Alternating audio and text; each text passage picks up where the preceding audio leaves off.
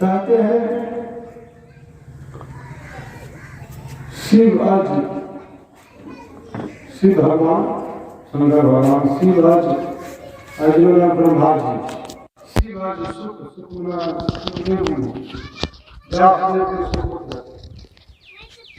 शिव आज संकारों में शिव है। 4 ऋषि आते हैं।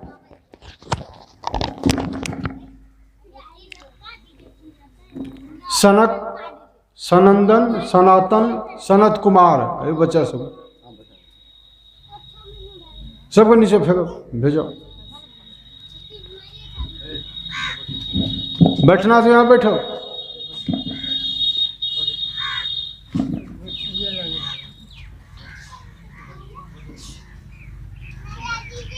है चुपचाप बैठो यहाँ। मतलब बैठा दो को अल्लाह नहीं करते ना खाली को हमारे तो तुरंत खेल लेते हैं। हाँ तो बड़का नहीं है थे, कम से कम छोटको तो होता है। छोट कहेगा सुनेबे चला बनेबे। हाँ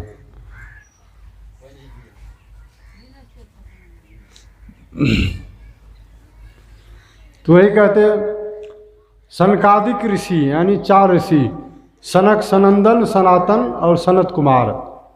और 4 ऋषि मात्र 5-6 वर्ष के थे और नंगे चलते थे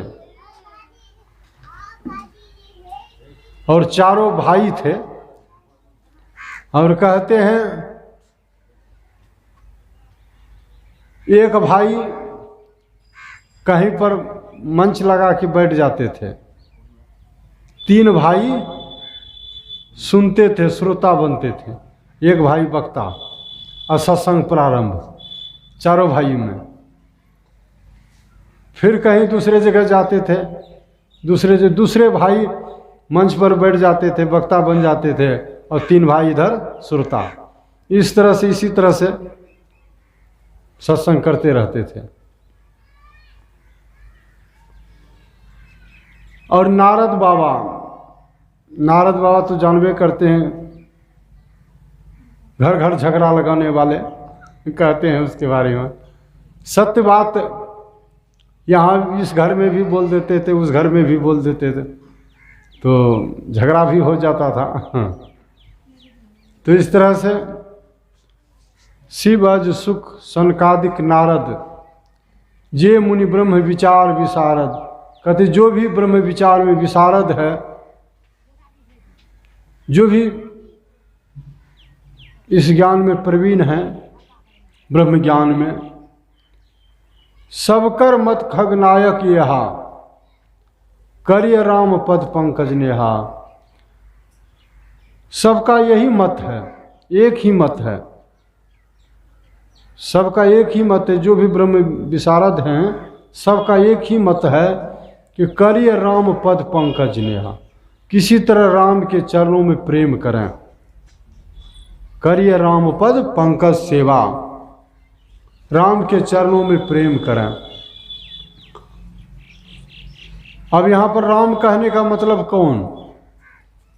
कि राम का मतलब ब्रह्म परमात्मा, राम ब्रह्म परमार्थ रूपा, अविगत अलख अनादि अनूपा। जो ऐसा स्वरूप है वो राम का मतलब ही होता है जो सब में रमन कर रहा है, वह राम। हम लोग रोज गाते हैं, संत मत के सिद्धांत में कहते हैं कि जो परम तत्व आदि अंतरहित असीम अजन्मा अगोचर सर्वव्यापक और सर्वव्यापकता के भी परे, उसे ही सर्वेश्वर सर्वाधार मानना चाहिए। ये राम जिनका यह स्वरूप है, यानी परमात्मा।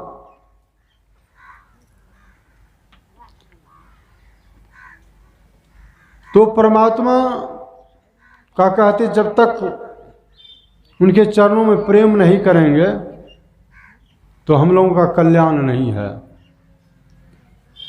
आगे कहते हैं कि श्रुति पुराण सब ग्रंथ कहाही, रघुपति भगति बिना सुख नाही। कहते श्रुति पुराण है, श्रुति में वेद, पुराण 18 पुराण है। श्रुति पुराण सब ग्रंथ का, जितने भी धर्म ग्रंथ हैं सबका कहना क्या है? सबका कहना यही है कि रघुपति भगति बिना सुख नाही। बिना रघुपति भक्ति किए, ईश्वर की भक्ति किए सुख प्राप्त नहीं होगा, सुख शांति नहीं मिलेगी जब तक ईश्वर भक्ति नहीं करेंगे।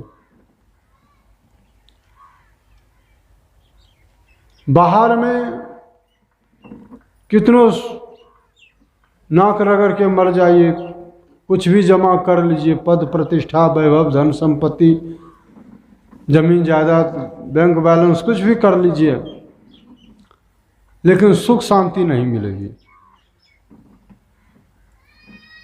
बाहर में सुख शांति है ही नहीं। सुख शांति है आपके अंदर, शरीर के अंदर, आप अपने अंदर में वो सुख शांति आपको मिलेगी। बाहर में सुख शांति नहीं है। यदि सुख शांति बाहर में मिलती, अरे बच्चा, अरे लड़का, अरे यहाँ ध्यान दो, यहाँ सुनो, तुम बोलो मत, हम बोलेंगे। सुख शांति यदि कहीं कोई हाट बाजार में मिलती तो बड़े बड़े सेठ साहूकार उसको खरीद लेते, लेकिन कोई हाट बाजार में सुख शांति नहीं है। हजूर श्री महर्षि संत सेवी परमहंस महाराज, उस बड़े बड़े सेठ साहूकार आते थे आश्रम, गजानन तुलसियान सब मोटे ताजे सब, उनको भी कहते थे हजूर, क्या गजानंद बाबू ध्यान करिए, ध्यान में ही सुख शांति है, जाइए ध्यान कीजिए। तो ध्यान सत्संग में ही सुख शांति है और कोई दूसरा उपाय नहीं है। आपके अंदर में वह सुख शांति है, सुख है, बाहर में नहीं है। लोग कहते हैं सुख शांति जो है ना विषय में है, बाहर में 5 विषय, 5 सुख है। कौन कौन है? रूप रस गंध स्पर्श शब्द, 5 ज्ञानेंद्रियों से 5 विषय ग्रहण करते हैं। आँख से हम रूप देखते हैं, संसार का रूप, अच्छा अच्छा रूप देखते हैं। आँख से देखने के फिराक में देखिए, पहले सिनेमा चलता था, सिनेमा देखते थे, बड़ा पर्दा पर सिनेमा, तो सिनेमा से और आविष्कार हुआ, टीवी का आविष्कार हुआ। जब रामायण महाभारत सीरियल चला तो उस समय टीवी का भी आविष्कार हो गया। हम सब देखते थे रामायण और महाभारत सीरियल। गांव में कहीं कहीं कोई लाता था टीवी, उसमें जाते थे, कहाँ कहाँ दूर दूर गांव चले जाते थे देखने के लिए रामायण महाभारत।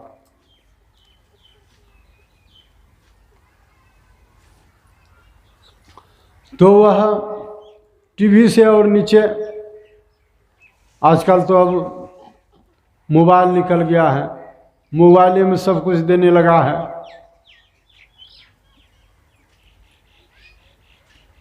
आश्रम में पहले एक बार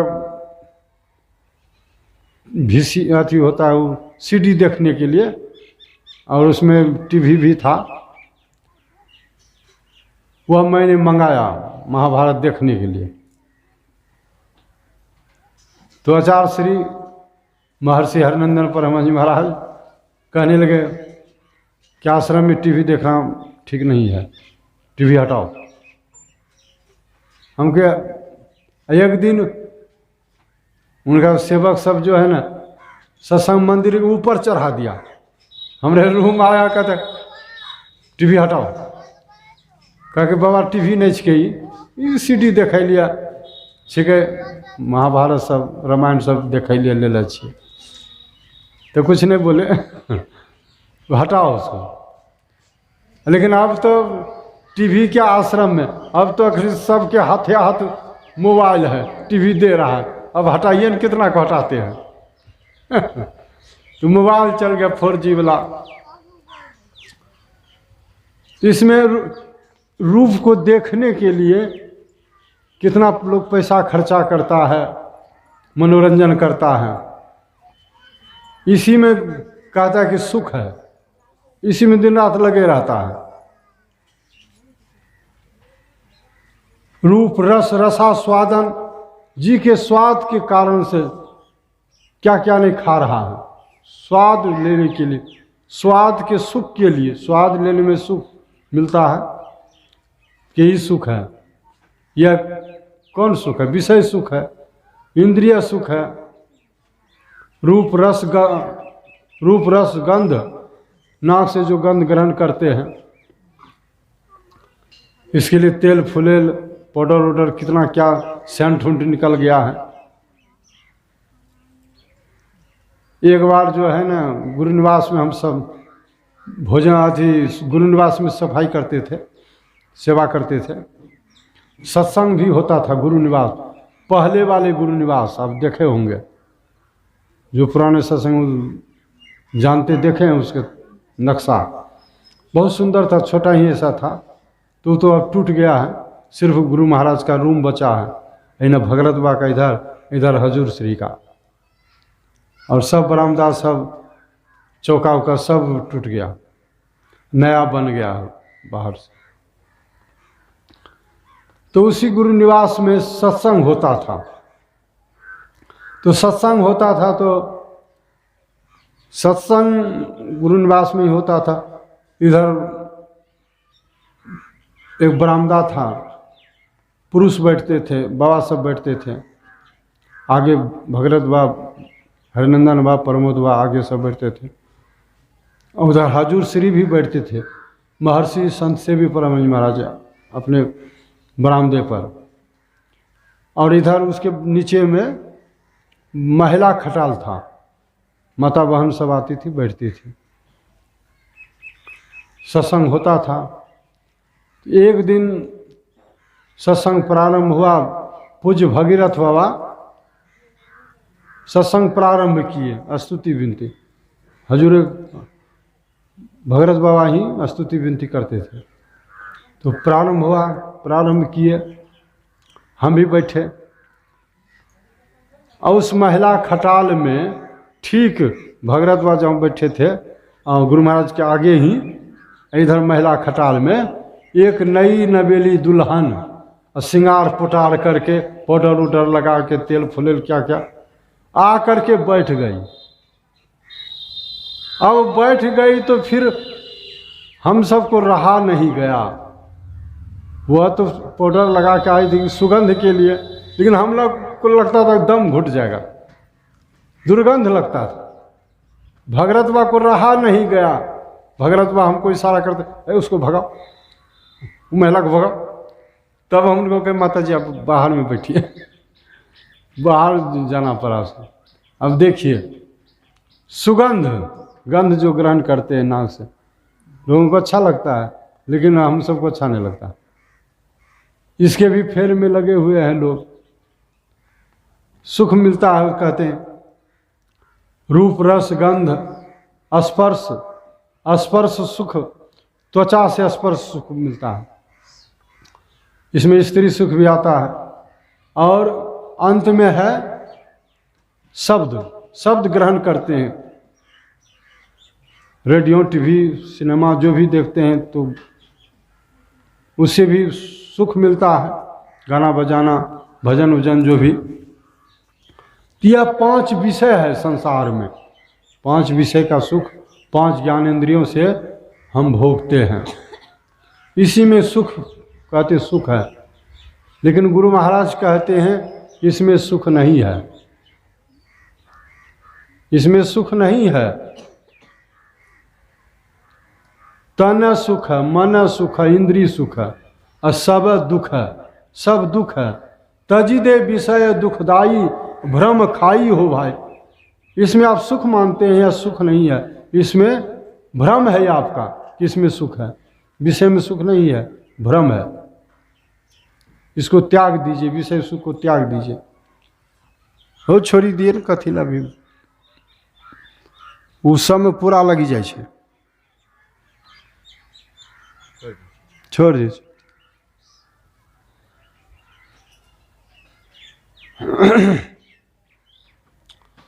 तो यह 5 विषय जो है ना, यह लोग कहते हैं सुख है, संसार का सुख है, इंद्रिय सुख है, लेकिन यह दुखदाई है। इसी को गोस्वामी तुलसीदास जी महाराज ने कहा, 5 परस रस शब्द गंध और रूप, इनकर कहा न कीजिए बहुरी परब भवकूप। 5 परस रस शब्द गंध और रूप, इनका कहा न कीजिए, इनका कहना मत मानिए, इसके फेर में मत पड़िए, 5 विषय के फेर में, नहीं तो बहुरी परब भवकूप, बार बार भवकूप में, भव रूपी कुआं में गिरेंगे आप, आएंगे, जन्म लेंगे, मरेंगे। इसलिए इस विषय से हट करके विषय से निर्विषय ओर चलिए, परमात्मा की ओर चलिए, अपने अंदर में ध्यान कीजिए, अंदर में चलिए।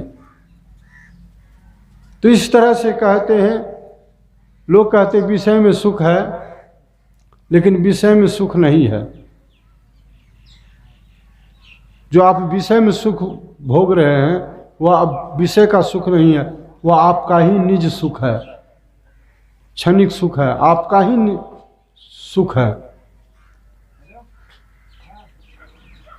जैसे श्मशान घाट का कुत्ता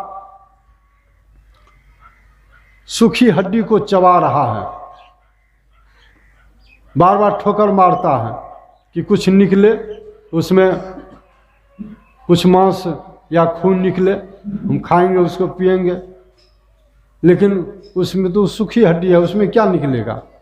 लेकिन लोभ से वह बार बार ठोकर मारता है, वह श्वान कुत्ता।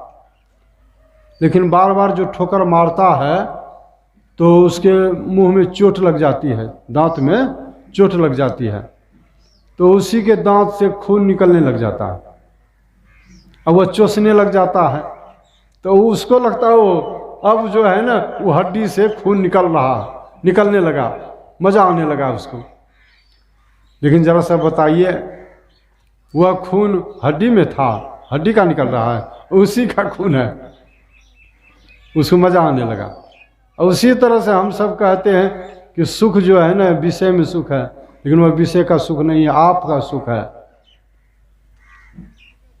रूप देखते हैं, आनंद आ रहा है, टीवी देखने में आनंद आ रहा है, लेकिन वो टीवी में सुख नहीं है, विषय में सुख नहीं है, रूप में सुख नहीं है, आपका ही निसुख है। आँख से देखते हैं ना रूप को, तो आँख में चेतन धारा है, चेतन धारा रहने के कारण से आप रूप को देखते हैं, आनंदित होते हैं, आनंद मिलता है। लेकिन आप नहीं रहेंगे आँख में तो सुख मिलेगा विषय में।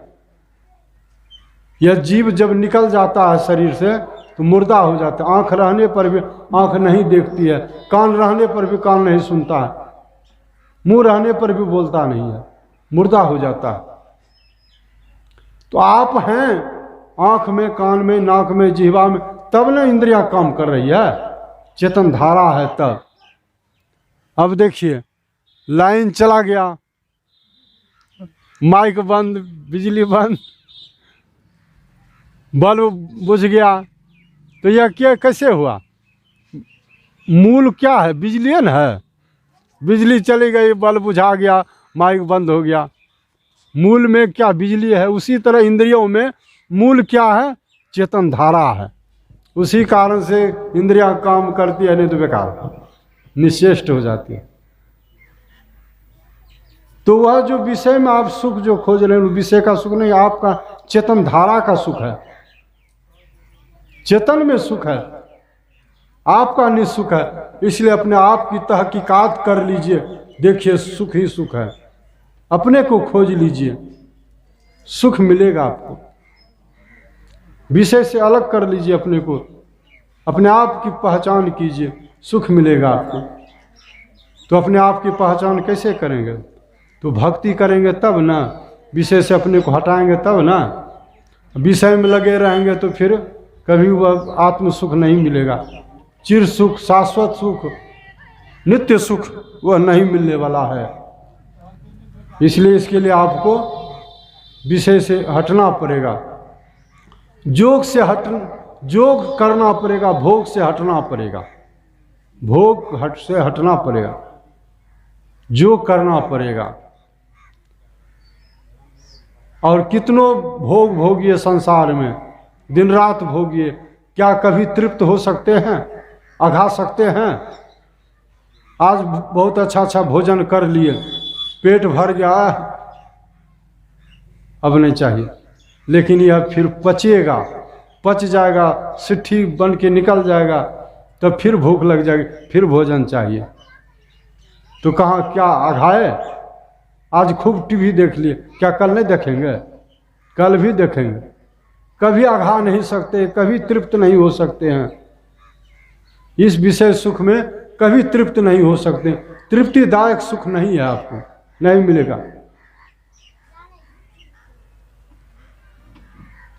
एक कहानी याद आ गई। प्राचीन काल में एक राजा था, दैत्य राजा, आयाति जिसका नाम था।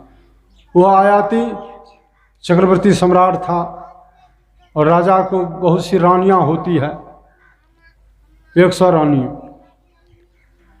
तो बहुत रानियां थी, सब रानियों के साथ वह भोग विलास करता था, दिन रात भोग विलास में लिप्त रहता था।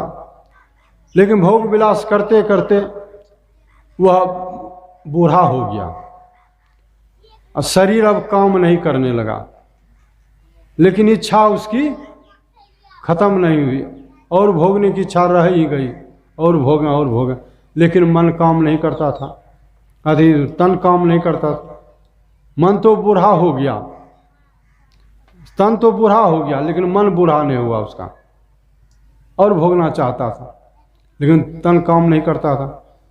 तो अपनी इच्छा को लेकर के अपने गुरु महाराज के पास गए। उनके गुरु महाराज का नाम था दैत्य गुरु शुक्राचार्य। शुक्राचार्य से कहा कि गुरु महाराज, मैं और भोगना चाहता हूँ, लेकिन क्या करें, मैं बूढ़ा हो गया हूँ, तन काम नहीं करता है, इसलिए कोई उपाय हो तो बताइए गुरु महाराज। कहाँ उपाय तो है, जरूर उपाय है। तुमको कितना पुत्र है? का 5 पुत्र है। तो सबसे कोई पुत्र से जाके उनकी जवानी तुम मांग लो। यदि कोई पुत्र अपनी जवानी तुमको दे देगा तो तुम जवान हो जाओगे, और वह बेटा आपका बूढ़ा हो जाएगा, तुम जवान हो जाओगे, तरतरिया जवान। अब फिर भोग विलास करना, जाओ मांग करो। तो वह राजा आयाति आकर के मांग की अपने ज्येष्ठ पुत्र से कि बेटा तुम अपनी जवानी दे दो, मैं और भोगना चाहता हूँ। भला कोई अपनी जवानी दे? कहा नहीं पिताजी, यह नहीं होगा। दूसरे पुत्र से मांगा कि बेटा अपनी जवानी दे दो, वह भी नहीं दिया। तीसरे से मांगा, तीसरा भी नहीं। चौथे से मांगा, चौथा पुत्र भी नहीं दिया। लेकिन अंतिम पुत्र जो था, चौथा पुत्र, 5वां पुत्र, जिसका नाम था पुरु, वह पितृभक्त था, मातृभक्त था, माता पिता का भक्त था। तो उससे मांग की कि बेटा तुम अपनी जवानी दे दो, मैं और भोग विलास करना चाहता हूँ। तो वह सहर्ष तैयार हो गया, कहा ठीक है पिताजी, मैं अपनी जवानी आपको दे रहा हूँ। तो वह जवानी दे दी। जैसे जवानी दी तो अब राजा आयाति तरतरिया जवान हो गया और फिर भोग विलास करने लगा। फिर भोग विलास करते करते और फिर बूढ़ा हो गया, लेकिन उसकी अभिलाषा नहीं मिटी कि और भोगें, यह नहीं मिटी, और भोगें, इच्छा नहीं मिटी, तृप्त नहीं हो सका हुआ, तृष्णा बढ़ती ही गई। लेकिन उनको ज्ञान हो गया कि कितना भी भोगेंगे यह भोग की इच्छा बढ़ती रहेगी, तृप्तिदायक सुख नहीं मिलेगा। ज्ञान हो गया और वह जो है भोग से हट गया, भोग को छोड़ दिया और जो करने लगा, भक्ति करने लगा। तो इसलिए गोस्वामी तुलसीदास जी महाराज ने भी कहा, बुझै न काम अग्नि तुलसी कहूँ, विषय भोग बहु घीते। प्रज्वलित अग्नि धधक रही है, उस प्रज्वलित अग्नि में हम घी डाल करके चाहेंगे उस अग्नि को बुझा दें तो क्या बुझने वाली है? अग्नि में हम घी डालेंगे कि बुझा दें, क्या बुझेगी अग्नि? और भभकेगी। उसी तरह कितनों हम भोगेंगे, भोगाग्नि जो है, क्रोधाग्नि जो है, ये और भभकेगी और बढ़ेगी। तृष्णा मिटने वाली नहीं है। तृप्तिदायक सुख चाहते हैं तो भोग से हटिए, योग की ओर चलिए। आपके अंदर में स्व सुख शांति है, कल्याण है। भक्ति करने, भजन करने, भजन में होता आनंद, आनंद बरसत विसदमी के बादर भीजत है कोई संत। अपने आप के अंदर में वह ज्ञान, वह भक्ति है, अंदर चलिए, सुख शांति मिलेगी, कल्याण होगा। इसलिए कहते हैं गोस्वामी तुलसीदास जी महाराज कि राका पति खोरस वहीं तारा गण समुदाय, सकल गिरिन दबलाइय बिनु रवि राति न जाय। ऐसे ही बिनु हरि भजन खगेसा, मिटहि न जीवन केर कलेसा। राकापति कहते चंद्रमा को, चंद्रमा कहते हैं पूर्णिमा के दिन पूर्ण गोलाकार होता है, रात में उगता है, और अमावस्या के दिन तो उगता ही नहीं है। अमावस्या के एक दिन बाद प्रथमा द्वितीया तृतीया होता है, उसमें थोड़ा सा हंसुआ के समान उगता है, बढ़ते जाता है, बढ़ते बढ़ते पूर्णिमा के दिन पूर्ण गोलाकार। तो यानी 15-16 दिनों का एक पक्ष होता है।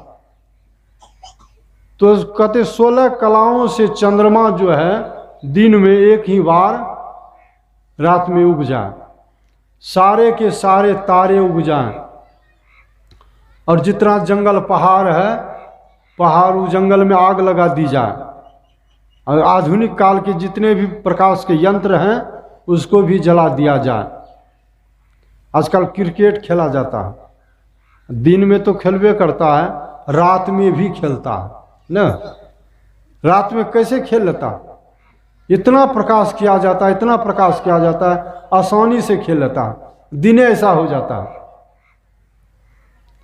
तो वही कहते हैं आधुनिक काल के जितने भी प्रकाश के यंत्र हैं सबको जला दिया जाए, तो समझिए कितना प्रकाश होगा, बहुत प्रकाश हो गया। और जरा सा बताइए, बिना सूर्योदय हुए कि रात्रि जाएगी, दिन होगा? कितनों प्रकाश कर लीजिए, दिन नहीं होगा, रात्रि नहीं जाएगी बिना सूर्योदय हुए। उसी तरह से कहते हैं ऐसे ही बिनु हरि भजन खगेसा, मिटहि न जीवन केर कलेसा। ऐसे कुछ भी जीवन में कुछ कर लीजिए, सुख शांति नहीं मिलेगी जब तक हरि का भजन नहीं करें। क्लेश मिटने वाला नहीं है जब तक हरि भजन नहीं करें। जब तक सदगुरु से सदयुक्ति लेकर थोड़ा थोड़ा भजन नहीं करेंगे तो क्लेश मिटने वाला नहीं है, आवागमन का चक्र मिटने वाला नहीं है, सुख शांति नहीं मिले। सुख शांति आपके अंदर में। मनोयोग पूर्वक ध्यान कीजिए। जप भी यदि हो जाएगा, ठीक ठीक जप भी कर लेंगे, जप रहे जापक रहे, इसके बीच में कुछ नहीं रहना चाहिए। जाप रहे और आप रहें और कुछ नहीं, संसार का कोई ख्याल नहीं, सब भी भूल जाइए। जब भी ध्यान करने के लिए बैठे हैं सब ख्याल को भूल जाइए। ध्यान करना है, मनोयोग पूर्वक ध्यान कीजिए। तो ध्यान यदि बनेगा, जब भी लगातार करिएगा तो आनंद आएगा।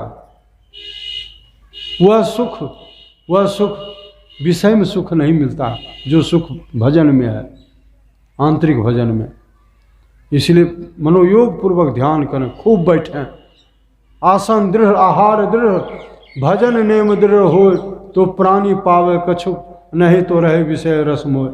खूब देर तक बैठिए, लेकिन देर तक कौन बैठ सकता है एक आसन से? जब तक एक आसन से नहीं बैठिएगा तो ध्यान नहीं बनेगा। कौन बैठ सकता है देर तक? खूब ठूस ठूस के खा लेगा नाक तक, वो बैठ पाएगा? इसलिए आहार दृढ़ होना चाहिए, कितना खाना है यह ज्ञान होना चाहिए। न ज़्यादा खाइए न कम खाइए, बीच में खाइए। थोड़ा खाए जो कल्पे झलपे घनो खाए सो रोगी, अधों पखा की संधि विचारे ते को बिरला जोगी। ज़्यादा न कम, बीच में खाइए। खाए भी मरिए अन खाए भी मरिए, गोरख कहे पुता संजम ही तरिए। लेकिन लोग मन भावता सो खावता, इंद्री केरे स्वाद, स्वाद के फेर में खूब ठूस ठूस के खा लेता। और नाक तक पूरन करे, कहो कौन प्रसाद। आश्रम जाता है सत्संग, ये सब ले लिया पूरा, लेकिन खाते खाते छोड़ देता। कितना डांटता फटकारता है वहाँ के रविंदर हुआ सब, लेकिन लोग नचार है, छोड़ देता। प्रसाद वह है, प्रसाद ना है, प्रसाद समझ के खाइए, छोड़िए नहीं। तो खाने का लोग को संभाल नहीं है, पूरा ठूस ठूस के खा लेता। रोग भी हो जाता है ज़्यादा खाने से। कितना खाना है, एक किताब पढ़े थे, स्वस्थ कैसे रहें। खाना को आधा करो, खाने को आधा करो, आधा भोजन कीजिए। यदि 4 रोटी खाते 2 रोटी खाइए। खाने को आधा करो, पीने को दुगुना करो, दुगुना पीजिए पानी। और करने को तिगुना कीजिए, खूब काम धंधा कीजिए। हंसने को चौगुना कीजिए, ठहाका मार के हंसो और दीर्घ जीवी बनो। सदा खुश रहिए, हंसिए, टेंशन नहीं। टेंशन होगा तब तो रोग होगा, टेंशन नहीं है, हंसते बोलते रहिए, खुश रहिए सदा, तो स्वस्थ रहिएगा और ध्यान भी बनेगा। तो इसलिए कितना खाना, इस पर ध्यान देना है। और भजन नेम दृढ़ हो, भजन नेम समय पर बैठना है। लाखों काम छूट जाए लेकिन भजन नहीं छूटना है। हजूर श्री कहते थे महर्षि संत सेवी परम जी महाराज, यदि कोई कारणवश आपको भोजन नहीं मिले किसी दिन, कोई बात नहीं मिला नहीं है, लेकिन भजन नहीं छूटे, भजन करना है। जैसे बने तैसे करो कमाई, धर चरणन विश्वास। त्रैकाल संध्या है, भोर में उठ करके करिए, दोपहर में स्नान के बाद कीजिए, और शाम में फिर हाथ पैर धो के करना चाहिए ध्यान। लेकिन भोर में लोग करवट बदल बदल के सोते हैं, जगते ही नहीं है, ध्यान करवे नहीं करते हैं आलस में पड़े रहते हैं। यही आलस जो है ना सबसे बड़ा दुश्मन है। गुरु महाराज ने कहा भजन करने में 2 सबसे बड़ा बाधक है, दुश्मन है। वह क्या है? एक है आलस, आलस आएगा तो नींद आएगी। ध्यान में बैठे हैं, हमको ऊपर चढ़ाई करनी है, आंख से ऊपर, जागृत अवस्था से ऊपर, तुरीय अवस्था में जाना है, मूर्धा में, लेकिन नीचे गिर जाते हैं, नींद में चले जाते हैं, अज्ञान दशा में, तो ध्यान नहीं बनता। तो आलस आता है तो नींद आती है, ध्यान में नहीं बनता है। आलस नहीं आ रहा है, बैठे एकदम सीधा से, आलस नहीं आ रहा है जरा सा भी नहीं, लेकिन गुनावन होता है, संकल्प विकल्प मन में होता है। बैठते हैं जाप करने में होने लगता है पाप, बैठते हैं जप करने में होने लगता है गप, बैठते हैं जप करने में होने लगता है गप, होवे नहीं करता है भजन। तो यही 2 बाधक है, आलस और गुनावन, इससे बचिए। अजी भजन नेम दृढ़ हो, लाखों काम छोड़ करके हम भजन करना है, त्रैकाल संध्या जरूर करनी है, तब ध्यान बनेगा। लेकिन हम लोग क्या करते हैं, गप सप करते रहते हैं, ताश खेलते रहते, सिनेमा देखते रहते हैं, कुछ से कुछ करते रहते, ध्यान का समय हो गया, कोई परवाह नहीं, परवाह नहीं करते हैं, तो कैसे ध्यान बनेगा। हम लोग रोज गाते हैं तोता रट की तरह, रटते हैं लेकिन जीवन में उतार नहीं पाते हैं। क्या रटते हैं? श्री सद्गुरु की सार शिक्षा याद रखनी चाहिए, अति अटल श्रद्धा प्रेम से गुरु भक्ति करनी चाहिए। श्री सद्गुरु की सार शिक्षा याद रखिए, याद रखनी चाहिए, अति अटल श्रद्धा प्रेम से। अटल, अटल का मतलब जो टले नहीं, अटल का मतलब जो टले न, उसमें भी गुरु महाराज लगा दिए अति। अति अटल श्रद्धा प्रेम से गुरु भक्ति करनी चाहिए, टले नहीं, समय को टालिए नहीं। त्रिकाल संध्या जरूर करें, थोड़ा थोड़ा जरूर ध्यान करें समय निकाल करके, संसार का भी काम करें, संसार की संभाल करते हुए परलोक की भी संभाल करें। इसी में सुख शांति है, इसके बिना कल्याण नहीं है। इसके लिए कहा बाहर में कितनों कुछ कर लीजिए, वारी मथे घृत होय बरु सिकता ते बरु तेल, बिनु हरि भजन न भव तरिया यह सिद्धांत अपेल। वारी कहते पानी को, वारी मानी पानी, वारी मथे पानी के मथने से वारी मथे घृत हो घी निकल जाए, क्या निकलेगा? कहते वैज्ञानिक युग है, निकल भी जाए। वारी मथे घृत हो बरु सिकता ते बरु तेल, सिकता कहते हैं बालू को, बालू को पेरने से तेल निकल जा, तेल निकलेगा? कभी नहीं, लेकिन कहते निकल जा। बांझ का बेटा किसी को मार डाले, बांझ को बेटा ही नहीं होता तो मारेगा कैसे? कहते मार दे। आकाश में फूल खिल जाए, जब भी फूल खिलेगा तो धरती पर ही न, आकाश में नहीं। हिमालय पहाड़ जहाँ बर्फ ही बर्फ है, ठंडा है, लेकिन वहाँ कहते हैं आग निकल जा, क्या होगा? निकलेगा कभी आग? कहते आग हो जाए, निकल जाए। कितना भी असंभव काम है संभव हो जाए, असंभव काम संभव हो जाए, लेकिन बिना यह भजन किए सुख शांति नहीं मिलेगी, आपको कल्याण नहीं होगा। कुछ कर लीजिए बाहर में।